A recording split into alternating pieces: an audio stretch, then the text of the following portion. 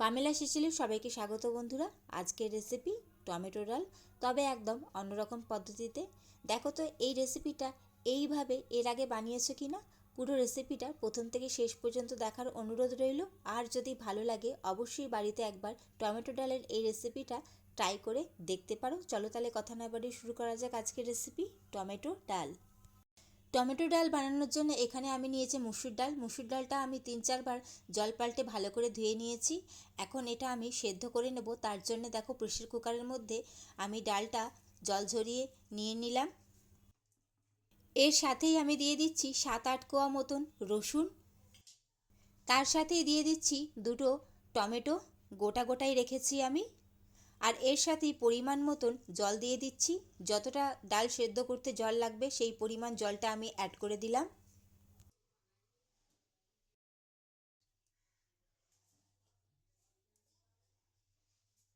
এর সাথেই দিয়ে দিচ্ছি গোটা জিরে সামান্য।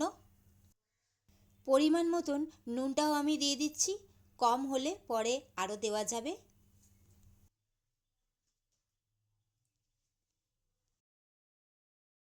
এরই সাথে দিয়ে দিচ্ছি একটু সর্ষের তেল, কারণ যখন ডালটা সেদ্ধ হবে যাতে জলটা বাইরে না বেরিয়ে আসে তার জন্য একটু সর্ষের তেল দিয়ে দিলাম। আর এর সাথে দুটো কাঁচা লঙ্কাও দিয়ে দিলাম। এখন ঢাকাটা লাগিয়ে ডালটা ভালো করে সেদ্ধ করে নেব।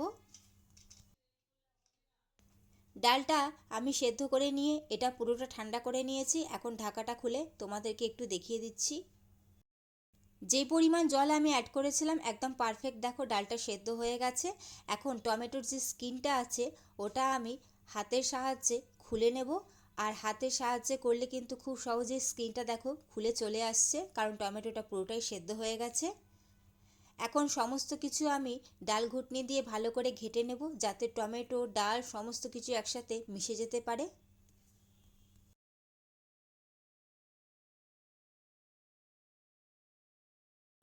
তোমাদের কাছে এই ডাল ঘুটনি যদি না থাকে তাহলে হাতা সাহায্যেও তোমরা ঘেটে নিতে পারো। তো সমস্ত ডালটা আমি ঘেটে নিয়েছি। অন্যদিকে আমি কড়াই বসিয়ে দিয়েছি আর ওর মধ্যে তেল অ্যাড করে দিয়েছিলাম। তেল গরম হয়ে গেছে। এখন ফোড়ন হিসাবে আমি কালো জিরে দিয়ে দিলাম। আর এর সাথেই সামান্য একটু হিং দিয়ে দিচ্ছি। ফোড়নটা খুব সুন্দরভাবে ভাজা হয়ে গেছে। এখন এর মধ্যে আমি একটা ছোট সাইজের পেঁয়াজ কুচি করে রেখেছিলাম আর এর সাথে রসুন কুচিও রেখেছি। পেঁয়াজ আর রসুন দুটো একসাথে দিয়ে দিলাম। এর আগে আমি ডাল সেদ্ধ করার সময় রসুনটা দিয়েছি।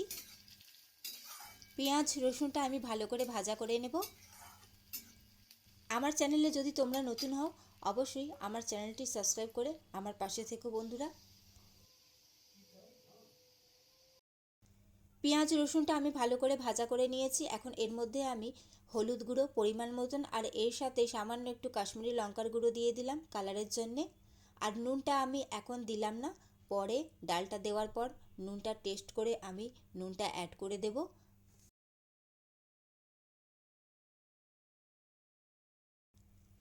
পেঁয়াজ রসুনটা মশলার সাথে ভালো করে কষিয়ে নিয়েছি। এখন এর মধ্যে আমি সেদ্ধ ডালটা দিয়ে দিলাম।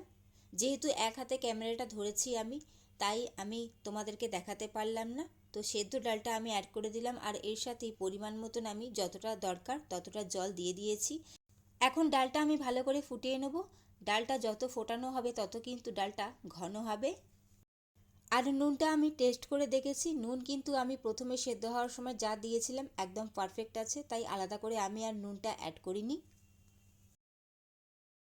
ডালটা খুব সুন্দরভাবে ফুটে গেছে। এখন নামানোর আগে ওপর থেকে আমি ধনেপাতা কুচি ছড়িয়ে দিলাম। এই ডালটার সাথে কিন্তু আলু ভাজা বা আলু ভাতে খুব সুন্দর জমে। তো আমি এর সাথে বানিয়েছিলাম মশলা আলু ফ্রাই, যেটার ভিডিও আগের দিন তোমাদের সাথে আমি শেয়ার করেছি, আমার চ্যানেলে আছে, তোমরা চাইলে সেটা আবারও দেখে নিতে পারো। টমেটো ডাল কিন্তু অনেক রকমভাবেই বানানো যায় আর আমাদের বাড়িতেও কিন্তু অনেক রকমভাবেই হয়ে থাকে। তবে এই রকমভাবে এই প্রথমবার আমি বানিয়েছিলাম আর এটা খেতে এতটাই সুন্দর হয়েছিল যে আমি তোমাদেরকে সেটা বোঝাতে পারবো না।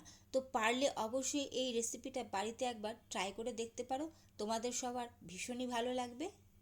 অনেকক্ষণ ভালো করে ফোটানোর পর কিন্তু ডালটা এই মুহূর্তে অনেকটাই ঘন হয়ে গেছে, সেটা দেখে তোমরা বুঝতেই পারছো। এর থেকে বেশি আমি আর ফোটাবো না। এখন আমি গ্যাসের ফ্লেমটা অফ করে এটা এইভাবে রেখে দেবো, কারণ এটা যখন ঠান্ডা হবে এটা আর একটু জমে যাবে।